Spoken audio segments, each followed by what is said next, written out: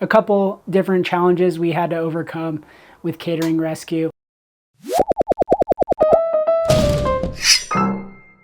Hey guys, my name is Eric Highland. I was the cinematographer, editor, and director of Catering Rescue, and I'm here to chat a little bit about the process.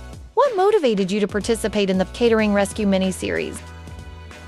When Chris approached me about the Catering Rescue series, I was really excited about it. I thought it was a great opportunity to create a mini-series that not only delivered entertainment, but also helped restaurant operators in a very practical way. So that's really what motivated me to join the team.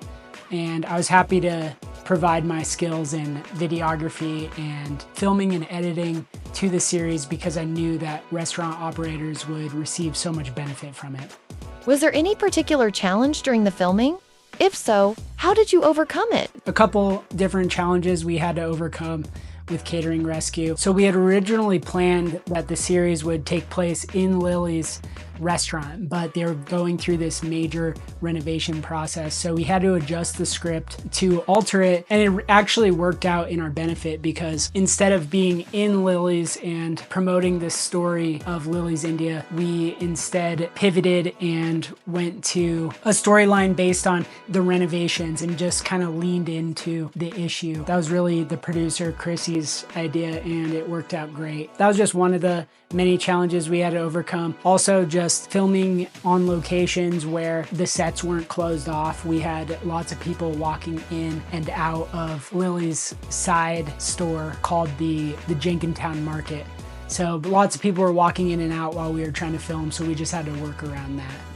What learning or experience do you take away from this project?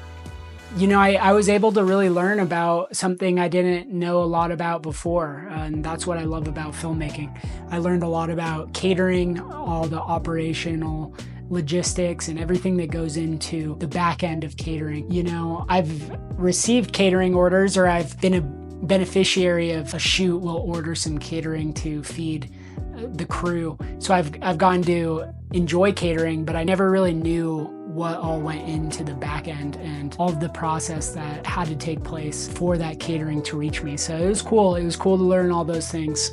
What message or advice would you like to share with the viewers of Catering Rescue? So just a piece of advice that I would like to share with anyone who's watching Catering Rescue is take it step by step. I wouldn't recommend trying to solve your catering problems all at once. Go episode by episode, watch it slowly, pause it, take notes. Reach out to these different platforms and people who can help. So message to an operator who is watching Catering Rescue, I would just say take it slow, go step by step, take notes, reach out to those partners that Chris mentioned in the series, see how they can help, and adjust when needed. You know, one solution for Lily's might not work for everybody. So yeah, that's overall the message I have. Yeah, and just keep watching. Is there any funny or interesting anecdote you remember from the filming? One little funny thing that happened during filming I remember is just this dynamic between Chrissy, the producer, and Chris. They kept kind of going back and forth, like dueling with each other. Chrissy was kind of script supervising and making sure Chris stayed on script.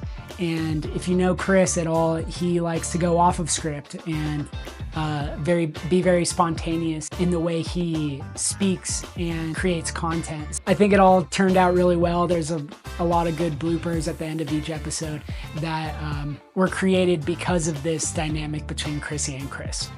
I'm a peacock, Chrissy. You gotta let me fly.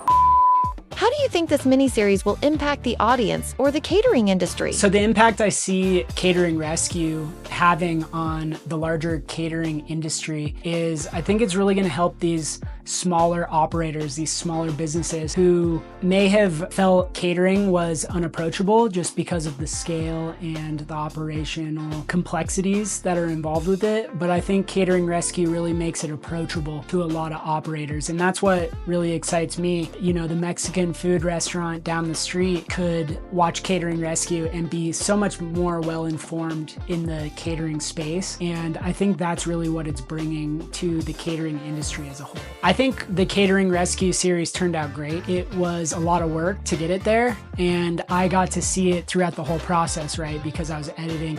You know, when it came to the end of the series and I got to look at each episode completed, I think they really complement each other well. I think the flow between each episode is really natural, and I think you could actually just sit down and watch every single episode and not get bored at all. So I'm really pleased with how the series turned out, and I'm really excited to film season 2.